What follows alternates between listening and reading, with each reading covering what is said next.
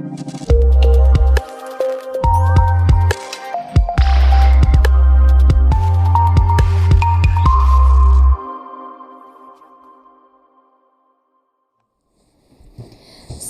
warahmatullahi wabarakatuh. Halo mahasiswaku sekalian, jumpa lagi bersama saya Rizky Nurul Nugraha, dosen perencanaan dan pengelolaan destinasi pariwisata pertama pada sesi ke-13. Pada sesi ini kita akan berbicara mengenai aspek pengelolaan atau re-engineering dan TQM. TQM itu adalah Total Quality Management. Baik, kita berbicara manajer versus pemimpin. Mungkin ada yang terbiasa mengatakan kalau manajer itu adalah pemimpin, ya. Seorang pemimpin itu adalah manajer, padahal manajer dan pemimpin itu dua aspek yang berbeda, ya. Dua kata juga yang berbeda. Di mana seorang manajer belum tentu bisa menjadi seorang pemimpin, tapi seorang pemimpin pasti dapat menjadi manajer. Kenapa seperti itu? Karena seorang manajer itu dia ada berdasarkan SOP, berdasarkan pada standar operation prosedur yang sudah ada dari sebelum dia bergabung di satu perusahaan. Tapi seorang pemimpin itu merupakan given atau bakat tersendiri dari dalam jiwa seseorang yang bisa memimpin. Nah, itu kenapa tadi saya katakan seorang manajer belum tentu bisa menjadi seorang pemimpin, tapi seorang pemimpin akan pasti dapat menjadi seorang manajer. Nah, kita lihat di sini, manajer adalah administrator, pemimpin adalah inovator. Tentu ya. Jadi kalau seorang manajer itu dia hanya terpaku kepada standar operation prosedur. Dia tidak tahu bagaimana cara berpikir ke depan, itu dia hanya mengikuti tahapan saja. Tapi seorang pemimpin itu dia selalu memiliki inovasi-inovasi tersendiri. Ya, lalu manajer adalah copy, pemimpin adalah asli. Nah, manajer itu selalu misalnya seorang manajer restoran harus seperti ini. Mau siapapun orang yang berganti akan tetap mengikuti aturan itu. Tapi seorang pemimpin itu dia benar-benar memiliki sifat asli atau kemampuan asli, kemampuan dasar yang tidak bisa ditentukan oleh orang lain. Even suatu perusahaan sendiri pun tidak dapat menyetir seorang pemimpin. Nah, lalu di sini manajer fokus pada sistem dan struktur, pemimpin fokus pada manusia. Nah itu. Jadi kalau manajer itu diibaratkan sudah terstruktur dengan baik. Tapi kalau pemimpin itu lebih fokus kepada manusia. Siapa yang dia pimpin? Kelompoknya itu seperti apa? Dia mengikuti karakternya dari yang dia pimpin. Dan nanti karakter ini akan dia bentuk seperti apa? Itu mengikuti pemimpinnya lagi. Nah itu merupakan aspek yang berbeda. Nah, manajer berkepentingan dengan kontrol, pemimpin menginspirasi kepercayaan. Jadi seorang manajer itu tidak dipercaya anggotanya, mungkin aja dia jadi manajer. Tapi seorang pemimpin kalau tidak dipercaya, dia tidak akan mungkin menjadi pemimpin. Lalu manajer fokus pada jangka pendek, pemimpin fokus pada perspektif jangka panjang. Manajer bertanya tentang bagaimana dan kapan, how and when. Tapi seorang pemimpin selalu bertanya tentang apa dan kenapa. Apa yang akan terjadi? Kenapa itu terjadi? Nah, dia mengevaluasi. Itu perbedaannya. Lalu kemudian manajer melihat pada lini atas, pemimpin melihat pada horizon. Horizon itu dia melihat kepada datar ya. Jadi dia itu ngelihat sesamanya itu seperti apa. Jadi memperlakukan seseorang itu sesama. Tidak merasa dia itu di atas, yang lain itu di bawah. Sementara kalau manajer itu selalu melihat saya di atas, mereka di bawah. Nah, manajer adalah imitasi, pemimpin adalah original. Jadi manajer itu memang buatan, dibuat untuk menjadi seorang manajer karena sudah ada blueprintnya, tapi seorang pemimpin itu original dari dalam dirinya sendiri. Manajer menerima status quo, pemimpin men-challenge-nya. Jadi status quo, kalau menurut manajer, kata general manager jangan seperti itu, dia akan mengikuti. Tapi seorang pemimpin, kalau menurut general manajernya, menurut atasannya, menurut yang tertinggi itu, ini tidak boleh karena seperti ini, dia akan mempertanyakan kenapa tidak boleh. Hal-hal tersebut itu dievaluasi oleh dia. Apa betul perintah yang diberikan itu memang betul-betul demi kebaikan banyak umat. Tapi kalau misalkan dipikirnya itu banyaknya tidak bermanfaat, banyaknya itu negatif, ya, dia akan men-challenge itu. Lalu, manajer klasik bergantung pada pasukan yang baik. Pemimpin bekerja atas kehendak sendiri. Nah, jadi kalau pasukannya bagus, manajernya yang akan dinilai bagus. Pasukannya jelek, ya pasukannya yang dinilai jelek. Manajer itu tetap merasa dia itu paling bagus. Sementara kalau pemimpin ya, kalau saya ingin memimpin, saya berkehendak A dan dia akan melakukan A untuk kebaikan semuanya gitu, untuk kebaikan kelompoknya. Nah, manajer does thing right, pemimpin does the right thing. Jadi, seorang manajer itu memberlakukan diri itu menjadi yang benar. Tapi kalau pemimpin itu melakukan yang benar. Kalau manajer berlaku benar, kalau pemimpin itu melakukan yang benar. Nah, itu perbedaannya. Nah, re-engineering, apa sih re-engineering? Nah, re-engineering adalah redesign yang cepat dan radikal yang meliputi strategi, nilai tambah dari suatu kegiatan bisnis, termasuk sistem, kebijakan, dan struktur organisasi yang bertujuan untuk mencapai aliran kerja dan produktivitas organisasi yang optimal. Jadi ini adalah redesign. Redesign dari desain-desain yang sudah terpola, diinovasi, didesain kembali, dan menjadi satu pola yang berbeda. Prosesnya, proses redesign itu seperti apa sih?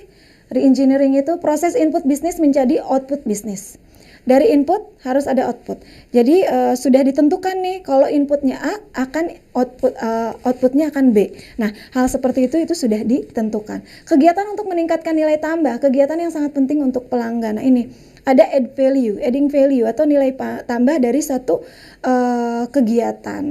Ya, dari satu desain yang dulunya desainnya A dirubah menjadi desainnya menjadi AB atau A+.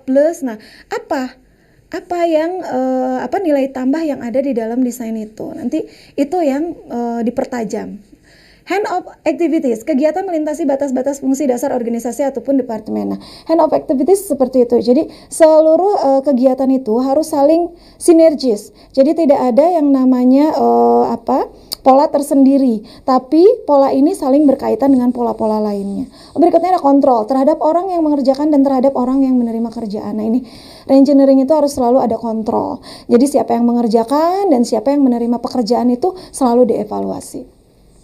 Selanjutnya ini ada the business process re-engineering framework. Kita lihat kalau di sini ada CEO. CEO itu membawahi marketing, operation, dan finance administration. Nah, di sini akan selalu ada customer request. Customer request ini selalu akan berubah-ubah yang akhirnya harus dipenuhi keinginannya. Cara memenuhi keinginannya ya ini, nanti dilihat requestnya apa, maunya apa. Nah, di sini ada pemenuhan kebutuhan dan di sini pun ada opportunity atau ada peluang untuk dapat membuat satu produk baru atau satu inovasi produk baru.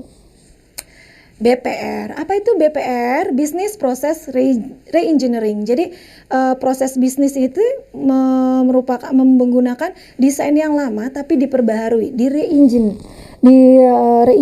ya. Diperlukan satu korporasi untuk mencapai maksimum keuntungan. Nah, ini kalau dilihat satu perusahaan ini sudah tidak menguntungkan, akan di re-engineering dan dievaluasi.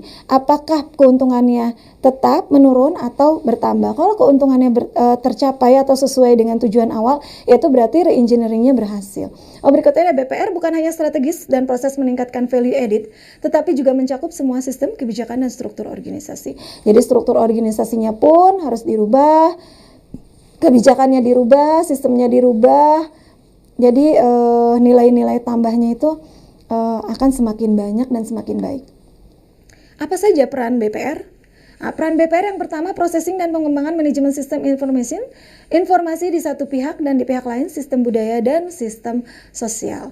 Lalu yang kedua, perannya itu sebagai kebijakan yang mendukung kegiatan proses dengan kejelasan aturan untuk diperoleh perilaku yang mampu untuk menggerakkan kegiatan organisasi. Yang ketiga, struktur organisasi yang mendukung proses adalah grup kerja, departemen, fungsi kerja, bagian, unit, dan lain sebagainya. Jadi dia tidak berdiri sendiri, harus terintegrasi. Baik, ini adalah re-engineering versus other program, rapid rate ya. Ini ada re-engineering, ini incremental improvement. Jadi ini penambahannya hanya diimprove saja. Jadi dari misalnya ada satu produk diimprove sedikit, diinovasi sedikit, itu kemajuannya akan seperti ini. Tapi pada saat kita re-engineering, di sini kita memang stuck. nanti kita berdiri di sini mulai memperkenalkan produk baru dan akhirnya akan membuat satu produk itu eksis. Continuous improvement ya, eksistensi dari sebuah produk. Baik, pendekatan BPR. Kenapa sih kita harus menggunakan pendekatan BPR? Pendekatan BPR itu selalu holistik ya, berpikirnya secara holistik, bukan sekedar merubah bagian tertentu, tapi whole, keseluruhan bagian. Bukan sekedar otomatisasi, tetapi penggunaan teknologi dalam rangka menumbuhkan inovasi. Nah, selalu inovasi, bukan diferensiasi lagi, tapi lebih kepada inovasi produk-produk baru. Lalu bukan sekedar reorganisasi, tetapi juga perombakan organisasi. Bukan sekedar downsizing, tetapi juga perbaikan produktivitas. Bukan sekedar kualitas, tapi juga berfokus pada keinginan pelanggan. Reengineering versus incremental. Apa ini perbedaannya dari reengineering dan incremental? Ukuran untuk menilai outcome, peningkatan keuntungan market share, pengembalian investasi, equity, dan aset, pengurangan ongkos. Itu adalah inti dari keduanya sama intinya, tapi akhirnya akan berbeda. Incremental change, perbaikan yang relatif sama dengan perubahan organisasi secara alam, tidak terasa dan hanya melakukan perbaikan pada organisasi yang sedang berjalan pada saat ini. Increment hanya melakukan perubahan dari berbagai unsur seperti terhadap kualitas, otomatisasi, reorganisasi, downsizing, dan right sizing. Baik, nah ini reengineering ya. Kalau reengineering versus other program, reengineering itu ini semuanya dia jalankan. Sementara program lain itu biasanya satu persatu. Mana yang mau dirombak? Apakah resizingnya, apa restructurizingnya, TQM-nya, automation atau outsourcing-nya yang akan dirubah. Tapi kalau re-engineering ini harus semuanya dirubah. Whole kegiatan itu dirubah. Whole planning itu dirubah. Nah ini re-engineering versus other program. Yang pertama re-engineering ini tentu assumption question. Ini ada fundamental, staffing, reporting, relationship, customer want and needs, technology application. Sementara kalau yang program-program lain tidak semuanya diambil. Shape of change ini untuk yang re-engineering, resizing, restructuring, dan TQM serta automation. Baik, berikutnya kita lihat the business process re-engineering framework. Nah ini most important ya. Yang pertama dengan kegiatan re-engineering itu tentunya akan memberikan dampak yang signifikan. Pertama, increase profitability, tentu akan meningkatkan penghasilan.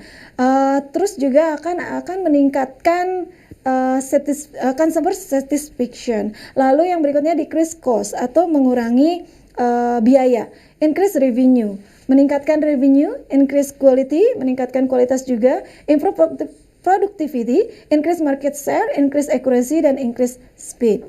Tentu itu akan dihasilkan dari kegiatan re-engineering. Baik, obstacle to re-engineering database response ini most important ya tentu. Kalau untuk menggunakan re-engineering itu tentu organizational impact itu akan terdampak ya. Organisasi itu akan terdampak. Waktu juga terdampak, resiko dan cost juga akan terdampak. Jadi semua itu akan berubah total. Nah ini sekarang kita berbicara TQM. Total Quality Management. TQM itu diperlukan untuk memperkecil kesalahan, meningkatkan kualitas dan mengurangi cost atau ongkos. Total untuk kualitas setiap aspek pekerjaan dan dari identifikasi pelanggan untuk memberikan hal yang terbaik. Antara kualitas, ketemu dan percepatan kebutuhan pelanggan. Jadi mempertemukan percepatan pelanggan dengan kebutuhannya pelanggan. Manajemen mengembangkan dan memelihara kapasitas organisasi yang secara konstan mengembangkan kualitas. Itu definisi dari TQM. Nah, kalau TQM ini dia sudah berhasil di USA. Di Amerika, EPA menerapkan konsep TQM dengan berhasil. Pada permulaannya dilakukan dengan cara memberikan training kepada stafnya tentang TQM, diharapkan secara terus-menerus sebagai suatu proses sehingga akan terpola, di mana setiap staf atau unit kerja mengembangkan TQM. Langkah TQM seperti apa? Yang pertama, mengukur kemampuan kerja.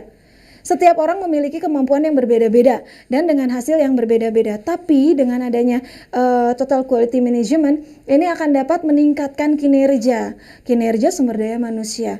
Lalu yang kedua, peroleh gambaran tahapan yang terkait dengan bentuk kerja. Who does what and when. Jadi siapa yang melakukan, apa yang dilakukan dan kapan itu harus dilakukan. Itu harus selalu direview dan menjadi bahan analisis. Lalu berikutnya, identifikasi letaknya dalam proses yang memberikan rangsangan untuk melakukan perbaikan terhadap kesalahan, keterlambatan, dan perbaikan pola kerja. Nanti semua pola itu akan berubah, tergantung dari hasil perolehan gambaran tahapan yang tahap kedua. Baik, identifikasi penyebab kesalahan, keterlambatan pekerjaan ulang, dan lain sebagainya. Ini dianalisis semuanya, melakukan eksperimen dalam skala kecil.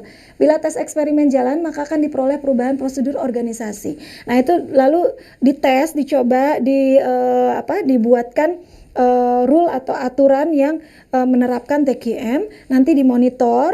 Nah, setelah dimonitor dapat proses yang baru yang diketahui mampu melakukan perbaikan terhadap performance kinerja sepanjang waktu, maka akan diulangi dari step pertama lagi lalu sampai step berikutnya. Oke, baiklah, untuk daftar pustaka saya menggunakan Klein dan Cohen. Ini mengenai Total Quality dan Re-engineering Handbook. Baik, sekian pertemuan sesi saat ini. Terima kasih banyak. Wassalamualaikum warahmatullahi wabarakatuh.